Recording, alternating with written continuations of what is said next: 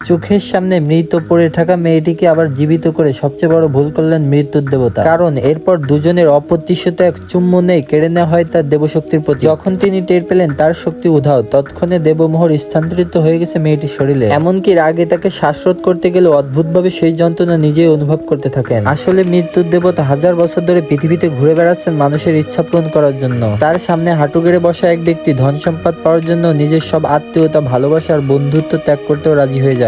দেবতা তাকে একটি 1000 কোটি লটারির টিকিট দিয়ে দেয়। লোকটি চলে যেতে দেবতার কানে ভেসে আসে এক নারীর আর্তনাদ, আমার নাম ফুজেন, আমি মরতে চাই না। তার প্রবল বাঁচার ইচ্ছা মৃত্যু দেবতাকে ডেকে আনে, কিন্তু তাকে বাঁচানোর মুহূর্তে ফুজেনের সমস্ত স্মৃতি দেবতার মনে প্রবেশ করে। ফুজেন ছোটবেলায় বাবা মাকে হারিয়েছে, শুধু তার দাদু তাকে আদর যত্ন বড় করেছেন এবং মৃত্যুর আগে সমস্ত সম্পত্তি তার নামে উইল করে গেছেন। তাই তার চাচা ফুফু তাকে পরিকল্পিতভাবে গাড়ি দুর্ঘটনা ঘটায়। মৃত্যু দেবতা তাকে বাঁচান ঠিকই, কিন্তু তিনি কল্পনা করতে পারেননি তার এক চুম্বনে দেবমোহর হারাবেন, এমনকি নিজেকেও জড়িয়ে ফেলবেন।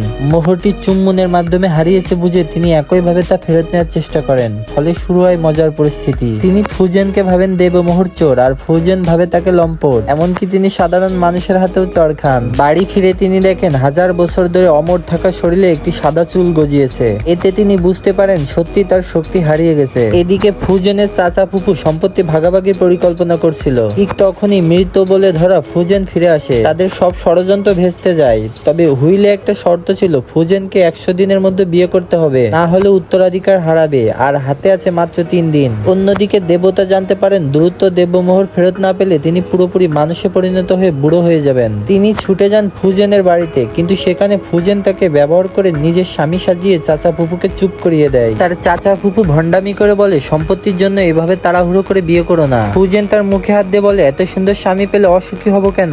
দেবতা অপমানিত বোধ করেন, একজন দেবতা হয়ে মানুষটাকে ঢাল হিসেবে ব্যবহার করেছে। কিন্তু শীঘ্রই তারা দুজনই বুঝতে পারেন শরীরের সংস্পর্শেই কেবল দেবতার শক্তি ফিরে আসে। হাত ধরলেই শক্তি ফিরে আসে, ছেড়ে দিলে চলে যায়। তখন দেবতা ভাবেন তাহলে কি আমাকে তার সঙ্গে থাকতে হবে? পরে প্রাচীন গ্রন্থে জানতে পারে দেবমোহর ফেরত পেতে হলে ফুজেনকে সত্যিকারের ভালোবাসতে হবে এবং তার ভালোবাসা পেতে হবে। দেবতার আত্মবিশ্বাস চাঙ্গা হয়।